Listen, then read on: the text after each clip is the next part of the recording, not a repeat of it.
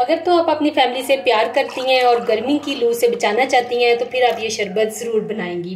अस्सलामुअलैकुम जी। जब गर्मी की शिद्दत करे परेशान तो पेप्सी और कोला की बजाय ये केमिकल फ्री ठंडा ठा शरबत बना के अपनी फैमिली को पिलाएं और गर्मी की शिद्दत से बचाएं। आइए सीख लेते हैं हम इसे किस तरह से बना रहे हैं।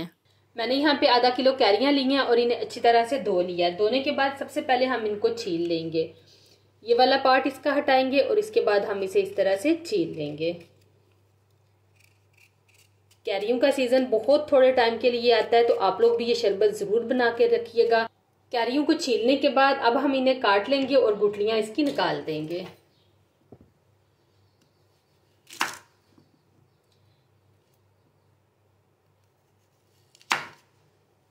जब बच्चे हमारे स्कूल से आते हैं उस वक़्त गर्मी अपने पीक पे होती है। आप स्कूल से आते ही उन्हें ये ठंडा ठार कैरी के शरबत का एक गिलास पिलाएं और गर्मी को दूर भगाएं।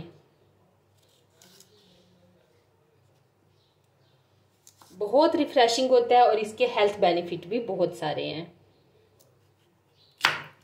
वीडियो को आखिर तक लाजमी देखिएगा। वीडियो के दौरान मैं आपके साथ इसके हेल्थ बेनिफिट भी शेयर करती रहूँगी। कैरियों को काटने के बाद मैंने इनकी गुठलियाँ भी निकाल ली हैं। तो यहाँ पे मैंने एक बर्तन में 1.5 गिलास पानी डाल के चूल्हे पे चढ़ा दिया है। अब हम इसमें कैरियाँ डाल देंगे और इन कैरियों को गला लेंगे। तो देखें यहाँ पे इनका पानी भी तकरीबन खुश्क हो गया है और ये अच्छी तरह से गल चुकी हैं। ये इतनी अच्छे से गल गई हैं कि मैं यूँ हल्का सा भी इनको टच कर रही हूँ ना तो ये देखें टूट रही हैं ये। बस अब हम इनका चूल्हा बंद करेंगे और इन्हें अच्छी तरह से ठंडा कर लेंगे।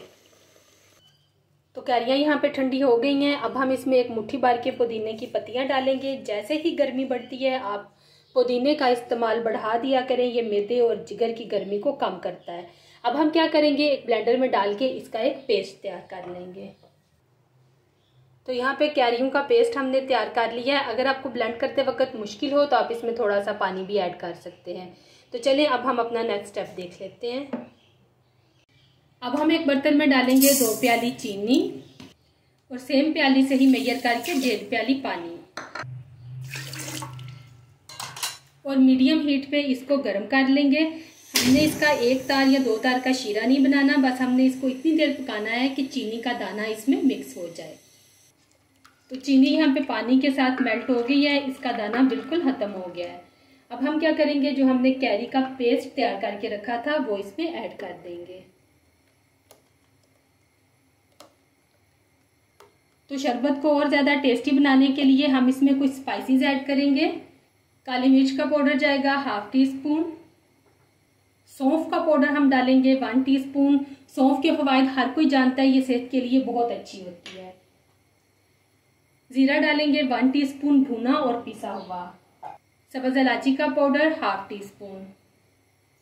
काला नमक जाएगा इसमें 1 टीस्पून।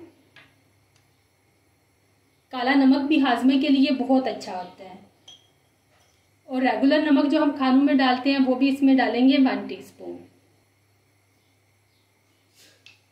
अब हम इसको मीडियम हीट पे पका लेंगे। ये शरबत आपको गर्मी की शिद्दत से तो बचाएगा ही। जैसे आगे बकरा ईद आ रही है तो उस पर मुर्गन ग़िज़ाओं का ज़्यादा हम इस्तेमाल करते हैं तो बहुत से लोगों को बदहज़मी हो जाती है। आप ईद से पहले ही ये शरबत बना के रख लें, यकीन करें बहुत ही फ़ायदेमंद साबित होगा। मैंने जो कैरियाँ इस्तेमाल की थी वो बहुत ज़्यादा खट्टी नहीं थी, इसके लिए 2 प्याली चीनी परफेक्ट थी।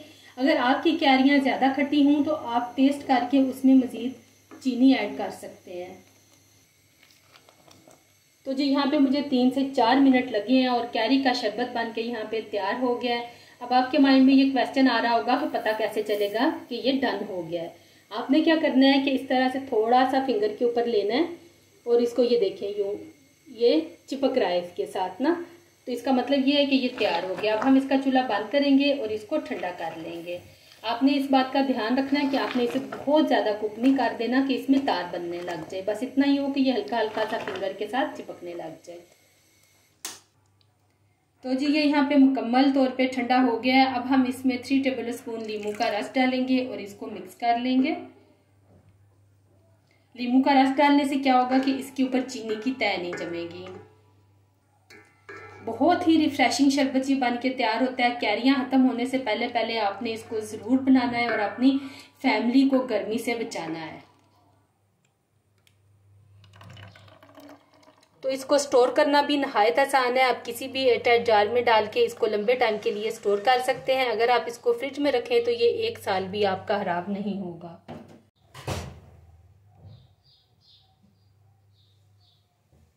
हम इससे शरबत तैयार कर लेते हैं। एक बाउल में ढेर सारी बर्फ डालेंगे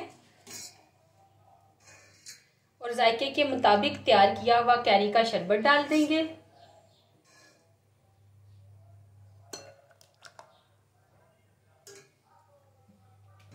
पानी डालेंगे,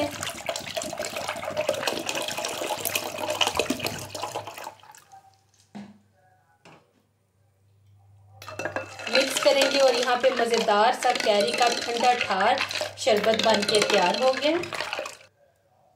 अगर तो आप अपनी फैमिली से प्यार करती हैं और गर्मी की लू से बचाना चाहती हैं तो फिर आप ये शरबत ज़रूर बनाएंगी। वीडियो अच्छी लगे तो लाइक और शेयर कर दें। चैनल पे नए हैं तो चैनल को सब्सक्राइब कर दें। दुआओं में याद रखिएगा। मुझे दीजिए इजाज़त। अल्लाह हाफिज़।